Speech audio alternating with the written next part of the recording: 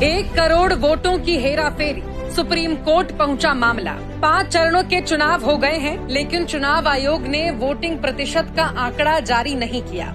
जब हंगामा हुआ तो 11 दिनों के बाद पहले चरण का और 4 दिनों के बाद दूसरे चरण के आंकड़े जारी किए गए। हुआ यूं कि चुनाव आयोग ने चुनाव के बाद वोट प्रतिशत का अस्थायी आंकड़ा जारी किया। आंकड़े में लिखा था कि ये आंकड़े बदल सकते हैं।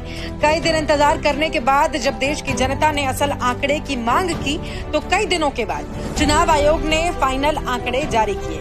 लेकिन दिक्कत ये थी कि जब इस आंकड़े को पिछले आंकड़े से मिलाया गया तो 1 करोड़ 7 लाख वोटों का इजाफा हो गया। अब सवाल पैदा होता है कि जब इतने लोगों ने वोट ही नहीं किया तो वोटिंग के आंकड़े में इतना उछाल कैसे आ गया।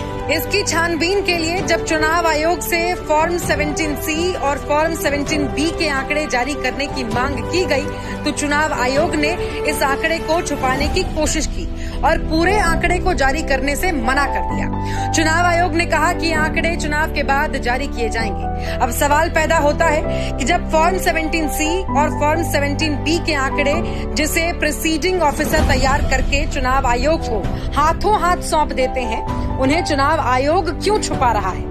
और ये जो 1 करोड़ 7 लाख वोट बढ़ गए हैं वो कैसे बढ़े और उन्हें किसके खाते में डाला गया?